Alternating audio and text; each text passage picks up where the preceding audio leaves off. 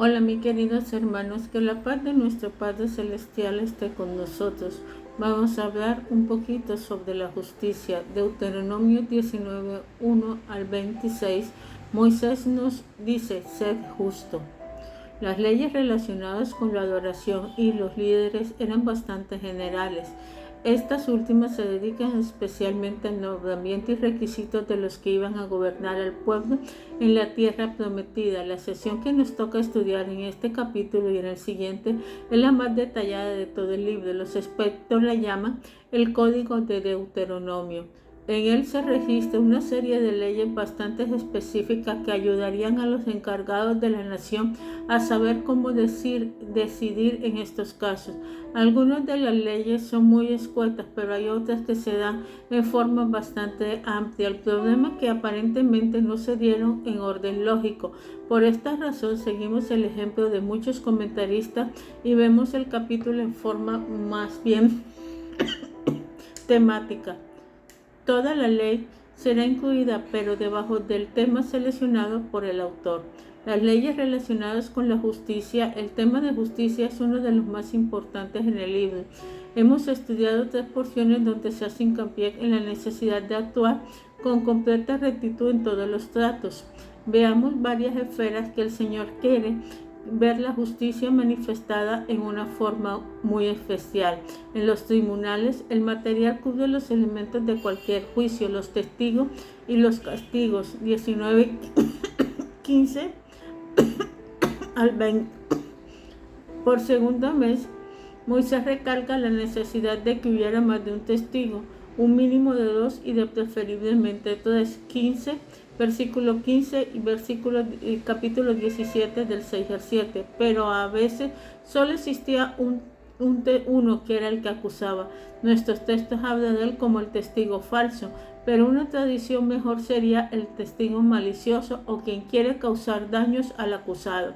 Los dos tenían que comparecer ante el sacerdote y los jueces. Si la acusación resultaba ser falsa, el acusado recibía el castigo que merecía el supuesto crimen. Fíjese bien que la aplicación del castigo servía para detener la maldad, versículo 20.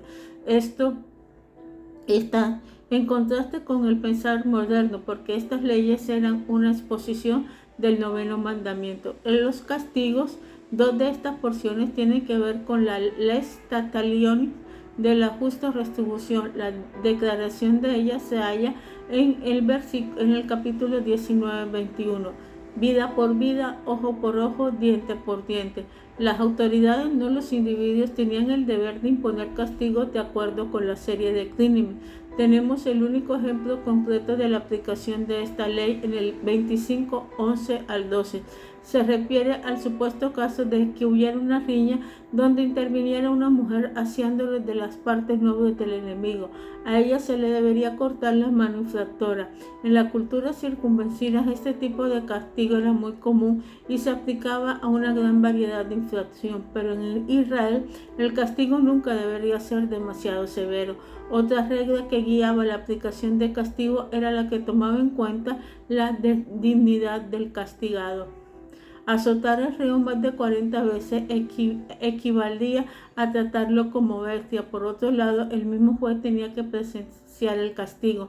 Las culturas paganas vecinas acostumbraban a exhibir el cadáver del reo hasta que se descomponía en vez de enterrarlo. Pero los israelitas no deberían seguir esa práctica. Si había infracción que merecía la pena capital y si se podía exhibir el cuerpo muerto, pero debería inhumarlo al mismo día de su ejecución. Pablo usa este pasaje para enseñar que Cristo fue condenado en nuestro lugar. Gálatas 3:13. El caso de homicidio. El propósito de esta ley era preservar la dignidad de la vida humana y debe interpretarse a la luz del sexto mandamiento 5:17. El caso de homicidio desconocido 21 del 1 al 9. La vida humana era tan importante que en el caso de que no se descubriera el homicida, a quien tenía que asumir la responsabilidad y hacer expiación por el pecado. Si no se conocía al individuo responsable del crimen, entonces el pueblo más cercano tenía que asumir la culpabilidad y seguir las instrucciones estipuladas. Las autoridades civiles Tenían que sacrificar una becerra que simbolizaba recibir el castigo por el asesino que el asesino merecía. El caso de homicidio involuntario y voluntario, precisamente para proteger la vida de los asesinos accidentales, se apartaba en Israel las ciudades de refugio. Esto se hacía para evitar la venganza personal de parte de quienes quisieran vengar la muerte del muerto, un pariente cercano, algún familiar. El que mataba al rey no podía refugiarse en estas ciudades y se hacía merecedor de la pena capital. En disputas acerca de la tierra, hay que recordar que Israel es el dueño de toda la tierra, era Jehová. Los israelitas solo son mayordomos del terreno que Dios le había encomendado. Cualquiera que podía robar tierra de su prójimo muy fácilmente con solo mover los hitos para cambiar los dineros. Es necesario. Esta es una ley contra el robo de propiedad privada, que es una infracción de los mandamientos del 8º y del 10º. Esta ley refleja también en el 27:17. El usurpador merecía la maldición porque a fin de cuentas el robo era en contra del Señor mismo, no solo en contra de su vecino. Los negocios. Moisés incluyó 2 leyes que revelaban que era menester actuar con justicia en todos los tratos comerciales. Estas leyes también tienen que ver con los mandamientos 8º y 10º. Pesas y medidas justas. 25:13 al 16. Los comerciantes de nuestros días harían bien en seguir este consejo. Todos los negocios tienen que desarrollarse con absoluta rectitud. Solo así habría bendición del Altísimo sobre la transgresión. Remuneración inmediata. Algunos amos tendrían a aplazar el pago a sus trabajadores. La ley enseña que los jornaleros tenían derecho de recibir su sueldo diariamente.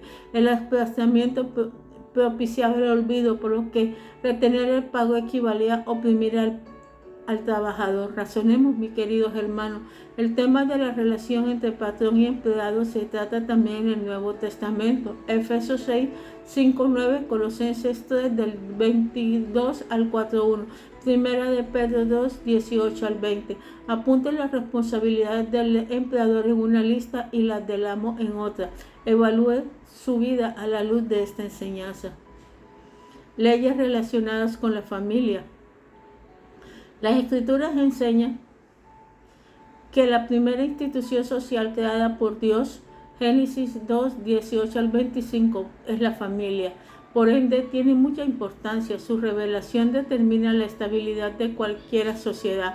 Es lógico que la ley incluya ciertas estipulaciones para regular la vida de la familia. Veremos las relaciones matrimoniales y las que regulan el padre e hijo. Los matrimonios, la relación entre esposo y esposa es la más fundamental y a los ojos divinos es insoluble. Mateo 19, 6. Hay varias leyes en el Código de Deuteronomio que protegen el matrimonio. Todas se refieren al 7º mandamiento, 5:8.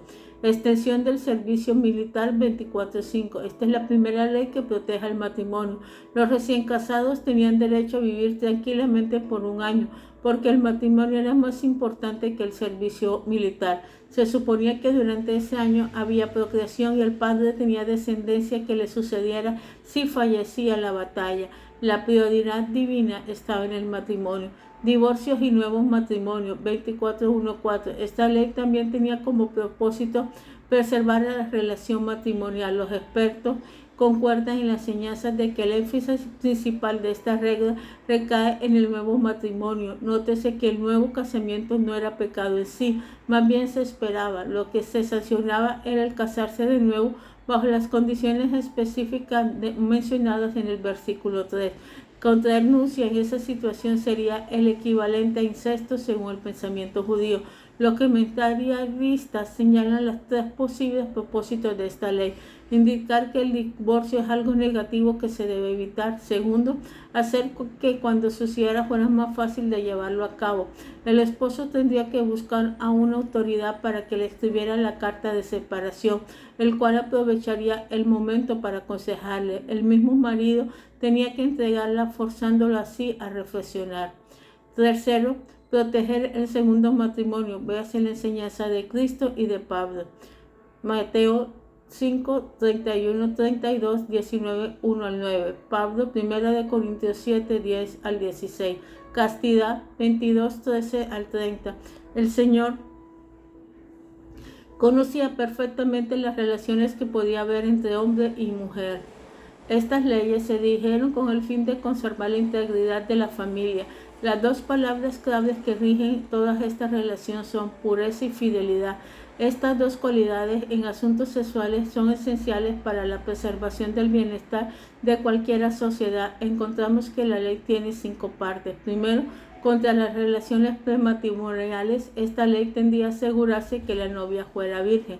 Segundo, contra el adulterio, esta ley se refirieron los fariseos cuando trataron de poner la trampa a Jesús. Juan 7, del 5:8 al 8:11. Tercero, contra la violación de una mujer esposada. Note la diferencia en los casos de violación en la ciudad y en el campo. Esta regla se refiere a las mujeres que se encuentran en la primera etapa de casamiento según la tradición judía. La única forma de romper esta relación era por medio del divorcio. Mateo 1, 18, 25. Contra la violación de una señorita, los involucrados tenían que casarse y no tenían la opción del divorcio. Contra el incesto, versículo 30, lo que se esconde aquí es que alguien se casara con su madrastra cuando quedara viuda. Esto es lo que se refiere a relaciones sexuales. Los conceptos son muy graves. Dios pide pureza y fidelidad en el matrimonio. El Levirato 25:5-10 es la única sección de leyes contra el incesto. La palabra se deriva del latín levir, que significa cuñado. De tener descendencia es tan importante en la cultura israelita que Dios hizo esta provisión. Fíjese bien en que existan 2 condiciones para que el cuñado se case con la viuda del hermano. Primero, los 2 hermanos tenían que vivir juntos. Esto significa que habían heredado en forma mancomunada la propiedad del padre fallecido.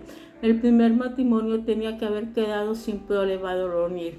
Los propósitos de esta ley eran 2: proteger a la viuda de las tentaciones de casarse con un pagano. En la cultura israelita sería muy difícil conseguir un nuevo marido. Producir un heredero varón para poder conservar la propiedad dentro de la familia del muerto. Nótese bien que el cuñado tenía la opción de no cumplir con su deber, pero si no lo hacía sería avergonzado. Padres y hijos.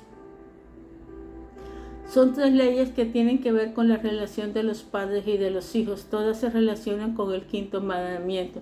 Derecho de primogenitura 21:15 al 17.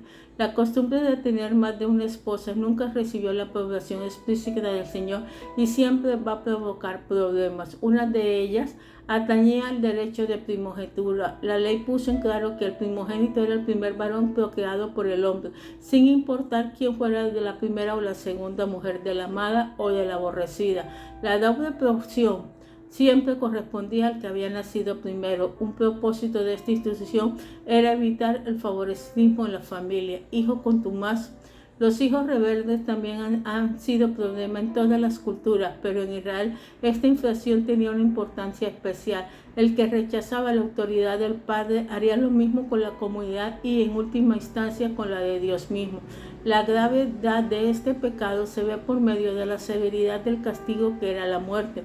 No se podía tolerar la rebeldía en el seno del hogar. Vale la pena notar que no tenemos registro alguno de la aplicación de esta ley, pero su mera inclusión en el código es evidencia de la actitud divina hacia esta transgresión. Responsabilidades individuales. Cada miembro de familia era responsable ante el Señor por el pecado cometido.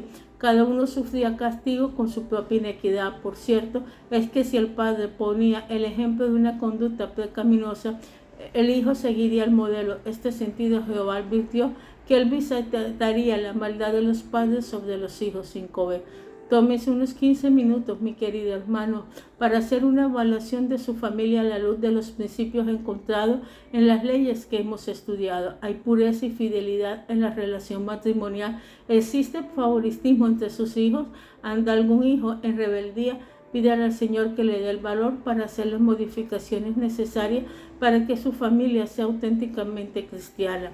Las leyes relacionadas con la ecología, Dios también se se acuerda de la naturaleza. El diccionario define a la ecología como el estudio de las relaciones entre los organismos y el medio que vive. Este es el tema de mucha actualidad, pero también muy antiguo, tanto como la ley de Moisés. Son varias las instituciones que ayudan a aplicar el tema. La primera tiene que ver con la relación entre el hombre y su entorno. Somos mayordomos, mi querido hermano, de todo lo creado. Higiene humana 23, 12, 14. Para mantener el medio ambiente sano es necesario que el hombre se deshaga de sus desechos en forma adecuada. Si no lo hace, propicia enfermedades. Para prevenir el cólera en México, el gobierno recomienda a la gente del campo que no defeque sobre el suelo, sino que siempre entierre sus desechos. Tenemos que cuidar la higiene para protegernos a nosotros mismos y a nuestro prójimo. Los árboles, los ejércitos paganos tenían la práctica de talar los terrenos que rodeaban la ciudad cuando la sitiaban. Es precisamente por esto que hay tan pocos árboles en Israel en la actualidad, pero los israelitas solo podían talar los árboles no frutales, protegiendo así las fuentes de alimento del pueblo. Aves. El ave hembra no podía ser tomada con sus huevos o pollinos. Hacer lo contrario destruiría con frecuencia fuentes de alimentación para el futuro, y esto era perjudicar para el pueblo. Animales. Algunos autores escriben acerca del derecho de los animales. Mejor sería hablar de la obligación de la humanidad de tratar bien a los animales, especialmente a los que trabajan con el hombre. Cuando se extraviaba hay que buscarlos. Si están en dificultades, menester ayudarlos. Si trabajan para nosotros, tenemos que darle el alimento que merecen.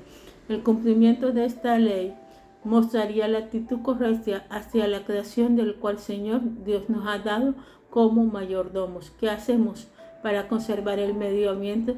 Lo trata como se puede cuidar solo, como algo que se puede cuidar solo. ¿Qué medidas concretas puedes tomar para mejorar la higiene de su casa? ¿Cómo ayudaría a tener más y mejores áreas verdes? ¿Qué haría para proteger los animales y las aves?